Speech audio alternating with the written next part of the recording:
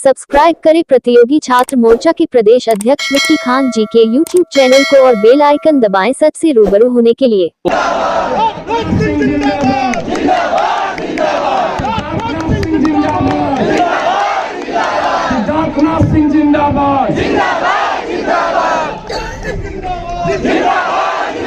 सिद्धार्थनाथ सिंह जिंदाबाद। हमारे बीच शहर पश्चिमी, आप लोग थोड़ा सा इधर हो जाइए प्लीज, प्लीज इधर हो जाइए आप लोग। तिवारी जी थोड़ा सा इधर करिए, सामने आइए, बहने बैठ जाइए, प्लीज बैठ जाइए आप लोग। आपके सामने शहर पश्चिमी के विधायक पूर्व कैबिनेट मंत्री माननीय सिद्धार्थनाथ सिंह जी का आगमन हो चुका है।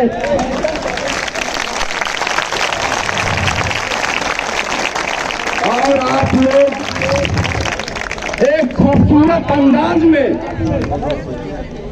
तालियों से की गड़गड़ाहट से उनका स्वागत और अभिनंदन करिए।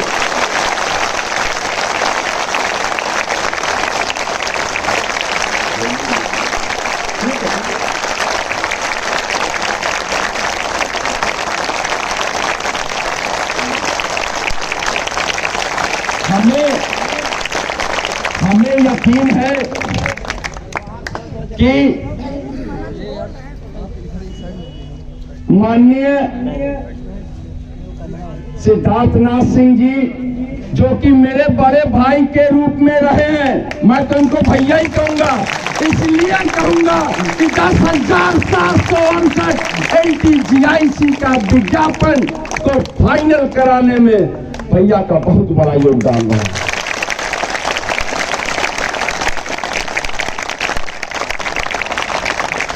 उसी योगदान को देखकर भैया ने लगातार बेरोजगारों के लिए आवाज उठाने की जो कोशिश की है, तो हमें उम्मीद जग गई कि नहीं, हमारा भी अध्याचन का पोर्टल भी खुलवाने में भैया का साथ लेंगे।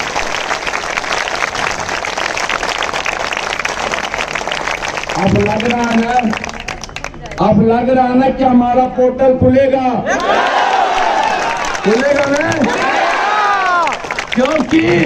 क्यों खुलेगा? क्योंकि भैया ने अपने हाथों में ले लिया है और आपकी बात सुनिए, आपकी बात माननीय मुख्यमंत्री उत्तर प्रदेश तक पहुंचा दी है और माननीय मुख्यमंत्री जी लगभग सहमत है। मैं चाहूंगा मेरे भाई कि अगर भैया ने ये कर दिया है तो एक बार मुख्यमंत्री जी के लिए भी जोरदार जो है ताली बजा दीजिए।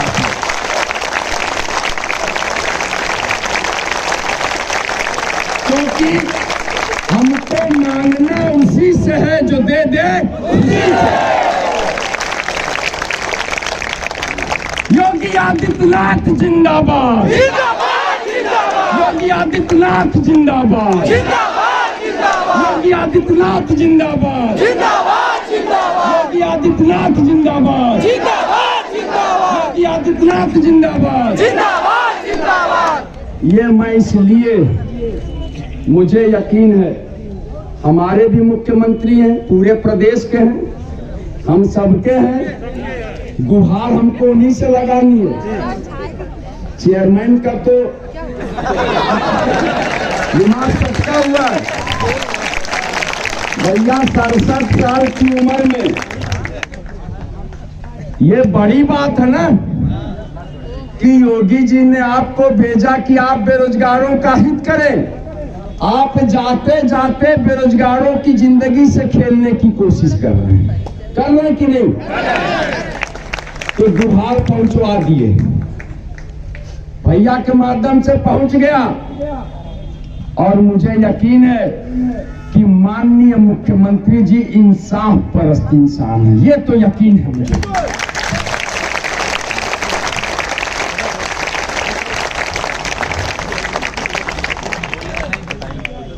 माननीय योगी जी, गुहार है आपसे हमने अपनी गुहार शहर पश्चिमी के विधायक पूर्व कैबिनेट मंत्री माननीय सिद्धार्थनाथ सिंह जी के द्वारा आप तक पहुंचाने की कोशिश की है।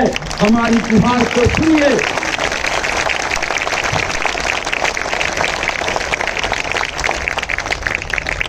क्योंकि ये सैलाब शहर पश्चिमी के विधायक सिद्धार्थनाथ सिंह से उतनी ही मोहब्बत करता है जितनी इनसे नफरत करता है।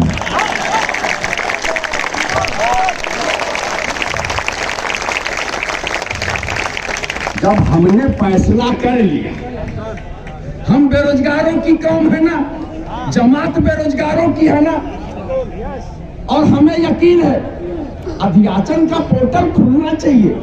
सीटें 4163 से 24,163 होना चाहिए।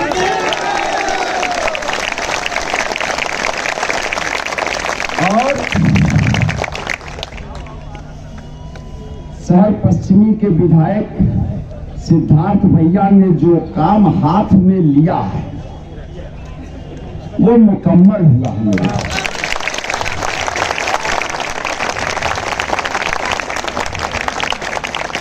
क्योंकि मैं जानता हूं ये तारीख गवाह है इस बात का, और दिल से किया है। ये जनसैलाब इनकी मोहब्बत में मौजूद है कि नहीं, सिद्धार्थ भैया आए हैं तो हमें मिलेगा जो हमें चाहिए। और हमें क्या चाहिए? बेरोजगारी से मुक्ति, अध्याचन का पोर्टल खुले, सीटें बढ़े, परीक्षा तिथि की घोषणा हो, बेरोजगारी से मुक्ति मिले, और इस मुक्ति का मार्ग जो है प्रशस्त करेंगे हमारे सिद्धार्थ भैया। और ये कहां तक पहुंचेगा ये मार्ग? माननीय मुख्यमंत्री आदित्यनाथ जी।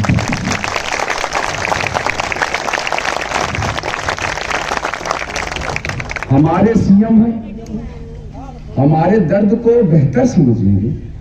कौन समझेगा? आप 23 करोड़ लोगों के सीएम हैं और हम बेरोजगार गुहार लगाते हैं। आपको यकीन जानकर बड़ा दुख हुआ होगा कि 14 दिनों से क्रमिक अनशन पर हम लोग यहां बैठे थे। 14 दिनों से क्रमिक अनशन पर यहां बैठे थे। अध्यक्ष माध्यमिक शिक्षा सेवा चयन बोर्ड मिलने को तैयार नहीं हुए।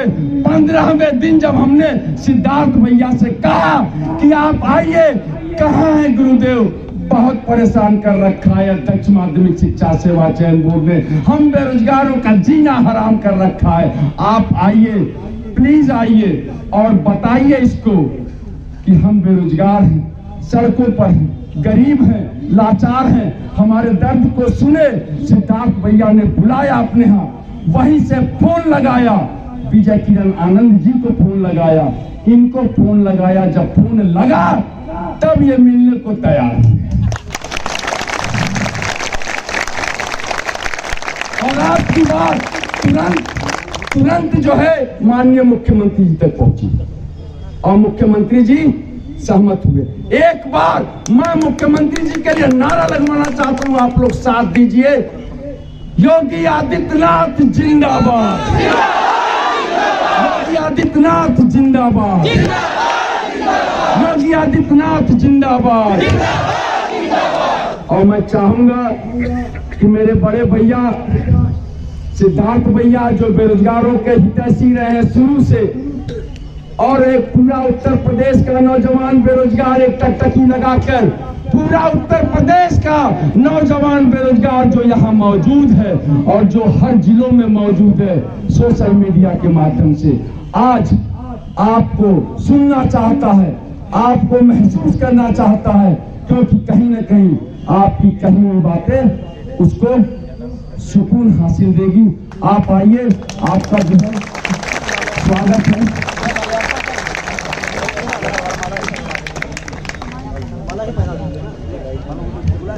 अरे भाई माननीय विधायक जी जिंदाबाद, माननीय विधायक जी जिंदाबाद, जिंदाबाद, जिंदाबाद।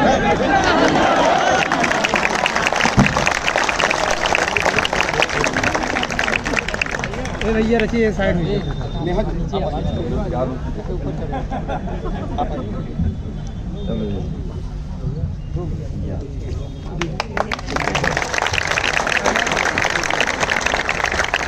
यहाँ पर इतनी बड़ी संख्या में आप सभी लोग 15 दिन से बैठे हुए हैं।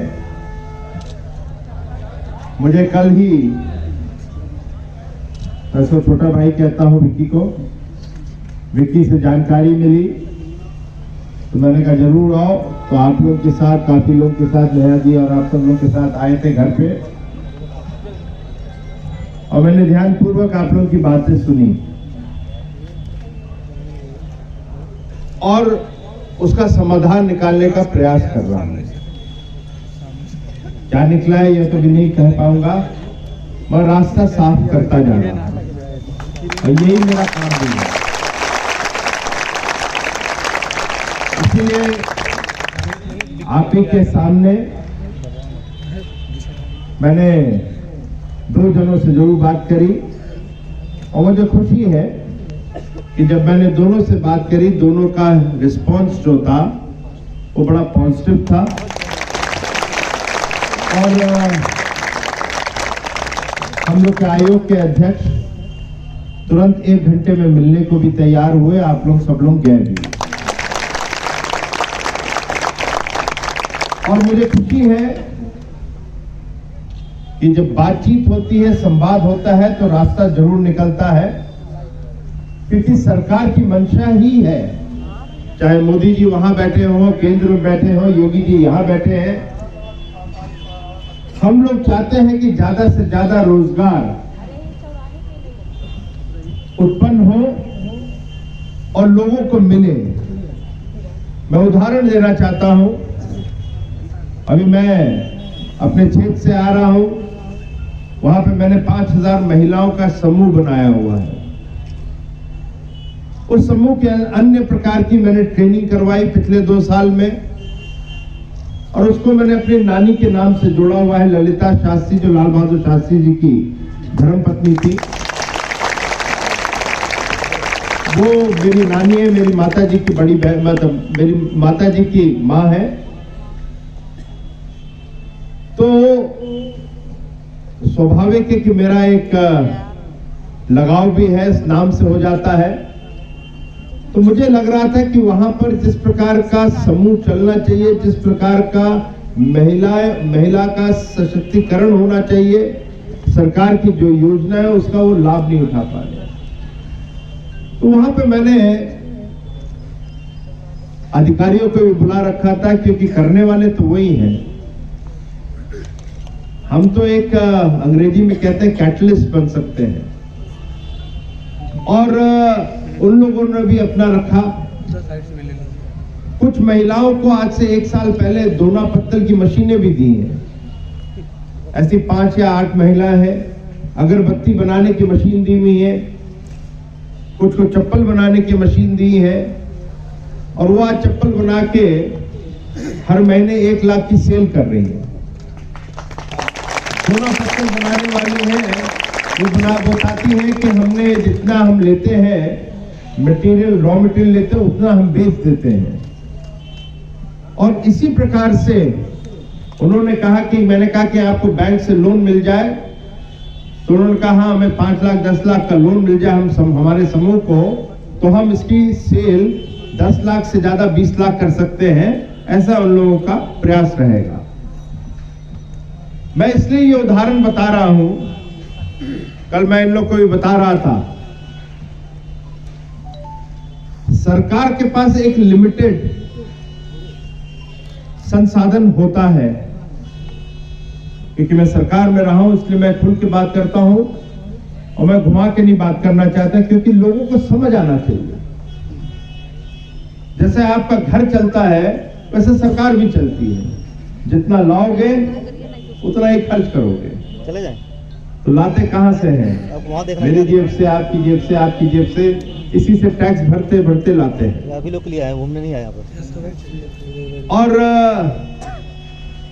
या जीएसटी के माध्यम से, एक्साइज के माध्यम से आता है पैसा सरकार के पास, और उससे अन्य चीजें होती हैं। रोड भी बनानी है, मैं निकलता हूं तो लोग कहते हैं साहब मेरी रोड नहीं बनी, तो रोड भी बननी है, लाइट भी आनी है, नाली भी बननी है, पुलिस की सुरक्षा भी आनी है, तो अन्य चीजें आती हैं। उसी प्रकार से शिक्षा क्षेत्र में भी संसाधन है, और यही कारण है कि प्रधानमंत्री जी ने, मैं ये थोड़ा सा आप लोगों के बीच में इसलिए रख रहा हूं, भूमिका रख रहा हूं, फिर मैं अपनी बात कहूंगा कि आप लोग समझदार लोग हैं, पढ़े लिखे लोग हैं, और पढ़े लिखों के बीच में समझाना सबसे कठिन होता है।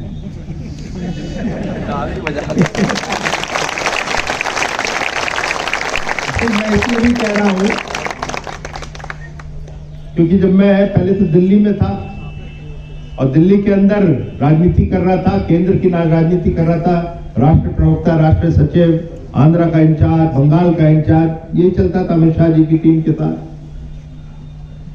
वहां से जब यहां आया तो यहां पे मैंने देखा बड़ा जाति का खेल चलता है, तो मैंने कहा मैं कहां जाऊं, जिस जाति से मैं आता हूं वो तो बड़ी पढ़ी लिखी कही जाती है, वो कायस्थ कहते हैं, और कायस्थ लोगों के बीच में उनको समझाना बड़ा कठिन होता है। इसलिए मेरा अपना अनुभव है, इसलिए मैं आपको समझा दूंगा। तो आप को इसलिए बता रहा था, ये अर्थशास्त्र है, कहीं किसी ने वेदा पढ़ा है, वेद व्यास का पढ़ा है, तो एक आखिरी का वेद जो आता है उसको कहते हैं अर्थवेद। अर्थवेद यही है। तो उसके लिए सरकार को करना चाहिए कि सरकार को नई योजनाएं लानी चाहिए जिससे और स्कूल कॉलेजेस खुल सके। 70 साल से नहीं खुला, यही कारण है जो आप यहां बैठे हो, और ये मोदी जी ने खोल के दिखाया। मोदी जी ने खोला है, और वही नई एजुकेशन पॉलिसी है जिसको एनईपी कहते हैं, उसके अंदर रास्ता खोलना शुरू करा है। और मैं अभी निवेश के लिए, मुझे भी अमेरिका भेजा गया था, मुख्यमंत्री जी ने भेजा, तो वहां पे अन्य कॉलेजेस से बात हुई है जो वहां से यहां पर अपनी कॉलेजेस खोलना चाहते हैं। मैं भी बोल नहीं रहा हूं, और उसको कहते हैं फिंगर्स क्रॉस, और मैं पूरी उम्मीद में हूं। एक संस्था से मैं ही बात करके आया हूं, हमारे खन्ना जी भी थे, वित्त मंत्री जी सुरेश खन्ना जी भी, अधिकारी भी थे, वो कहीं जमीन पे धरातल पे उतरना शुरू हो गया, तो प्रयागराज की भूमि जो एक समय पे कही जाती थी शिक्षा का क्षेत्र है, वो भारत का फिर से शिक्षा का क्षेत्र बनने जा रहा है। इतना बड़ा काम है। वहां पे थोड़ी आपको और मेहनत पड़ेगी, क्योंकि आपको अपना जो ग्रेजुएशन का है, जितनी भी आप डिग्री लेते हैं, उसको एक कदम और ऊपर ले जाना पड़ेगा, क्योंकि हम अब भारत के लिए नहीं, हम विश्व के लिए शिक्षा का केंद्र बन जाएंगे। तो ये संभव हुआ है क्योंकि मोदी जी ने कुछ किया है। मैं अभी पीछे गया था, कुरान गया था, मैं इसलिए उदाहरण दे रहा हूं, जरूरी नहीं है जहां आप बैठे हैं आप करिए, वो भी करिए आप उस शिक्षा के क्षेत्र में, मगर कुछ और भी सोच सकते हैं क्योंकि आप पढ़े लिखे हैं। एक आंदोलनकारी जैसे हमारे विकी है, ये मेरा छोटा भाई है, वो विकी जो है, उसी तरह से एक और आंदोलनकारी मेरे को कराव में है, विजय करके, नौजवान, इन्हीं की उम्र का, इससे छोटा होगा। उसने एक प्लान बनाया, उस समय मैं एमएसएमई मंत्री था, लघु उद्योग का, और प्लान बना के मेरे सामने उसने रखा, इधर से उधर भटक रहा था, और वो भी आप ही की बिरादरी से आता है, उसने बीएड करा हुआ था।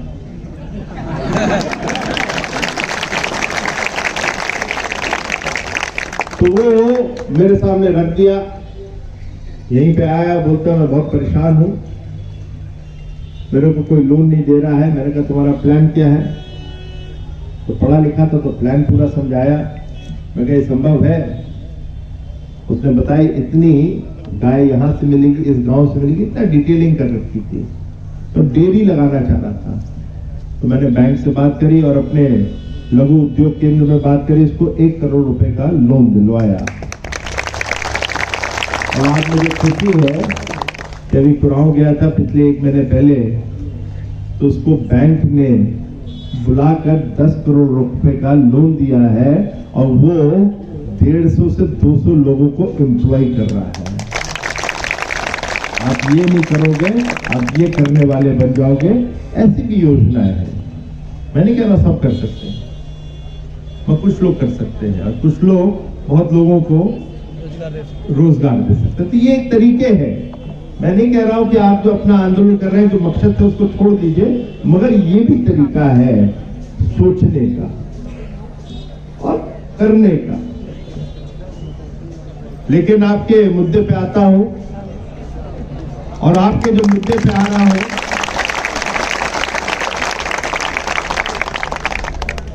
मेरे ख्याल से जो कल विक्की से बातचीत हुई है, आप लोगों के प्रतिमंडल से बात जो हुई है, कमेटी कह लो, तो आप लोगों के लिए एक सुझाव के रूप में रखा गया है। और ये बातचीत करने का तरीका भी होता है जिससे आगे बढ़ती है कि आप लोगों के साथ एक सरकार एक कमेटी बनाएगी और जो आप लोगों की मांगे हैं उस पर विचार करते हुए एक समाधान निकाला जाएगा। ऐसा सुझाव कल अध्यक्ष के रूप में आया, इन्होंने मुझे बताया। साथ ही साथ अभी आपको भी जानकारी नहीं थी, मगर रास्ते में मेरे से बात होते हुए आ रही थी विजय किरण आनंद से, कल 20 तारीख है, आप लोगों का 2 बजे है या 3 बजे, मुझसे एक जगह देख लीजिएगा, कल आप लोगों का भी एक प्रतिमंडल उनसे मिलने जाएगा और वो भी आपके साथ बातचीत करेंगे और रास्ता निकालने का प्रयास किया जाएगा। मेरी बातचीत नहीं हो पाई है, मगर मैं उम्मीद करता हूं कि आज रात तक की बात कर लूंगा, क्योंकि आप लोग जा रहे हैं। तो माध्यमिक शिक्षा की जो हम लोग की मंत्री है गुलाबो देवी जी, उनको भी कह दूंगा, वो भी आपसे फिर कल भेंट करेंगे, जिससे कि आपकी सब जगह से भेंट हो जाएगी। और मैं स्वयं 21 तारीख को जब मैं लखनऊ पहुंचूंगा और 2-3 दिन हूं, तो मुझे उम्मीद है कि मैं भी प्रयास करूंगा, तो मेरे को भी मुख्यमंत्री जी से आप लोग की पीड़ा है उसको अवगत कराने का, और जो कुछ कर पाया हूं उससे उनको उस चीज से परिचय करवाने का, अवगत कराने का मुझे भी मौका मिलेगा। और मेरा ये मानना है कि जब बातचीत करने का रास्ता खुलता है तो हट भी छोड़नी चाहिए, ठीक है ना? तो जब बातचीत है तो हट। तो मैं आप लोग से अनुरोध करूंगा, मैं उम्मीद करता हूं ये छोटी बेटी की तरह है, ये भाई की तरह है, ये बूढ़ा है थोड़ा, तो भाई की तरह है। तो आप लोग आज इसको समाप्त करेंगे और बातचीत का रास्ता जो खोला है मैंने कल से, उस बातचीत के रास्ते पे चलेंगे, ऐसा मुझे विश्वास है। तो आप लोग इसका भी मुझे आश्वासन देंगे तो मैं अच्छा मानूंगा। तो मैं आप सभी से अनुरोध करता हूं, योगी आदित्यनाथ जिंदाबाद, योगी आदित्यनाथ जिंदाबाद, योगी आदित्यनाथ जिंदाबाद, राजनाथ सिंह जिंदाबाद, विक्की खान, विक्की खान, नेहा सिंह, नेहा सिंह, नेहा सिंह, अब जिंदाबाद हो गया सबका। अब अच्छा है, तो आप सब लोग उठें और आप अनाउंस करें और विश्वास रखें। मैंने पहले भी मदद करी है, मैं इनको जानता नहीं था, वो मदद करने का एक आदत है मेरी, तो मैं मदद करूंगा और उम्मीद करता हूं कि रास्ता निकलेगा और रास्ता नहीं निकलता तो ये जगह आपकी तो ऐसी है ही है, तो क्या दिक्कत है, हम भी आगे बैठ जाएंगे उस समय, आप आराम करिए। खत्म आंदोलन, तो रास्ता बातचीत का शुरू। सिद्धार्थ भैया ने जो आश्वासन दिया है हम लोगों को पोर्टल खुल जाएगा भैया कि विजय किरण आनंद जी से मिलने का समय कल मिला है, माननीय गुलाब देवी जी से भी मिलने का कल समय मिल जाएगा।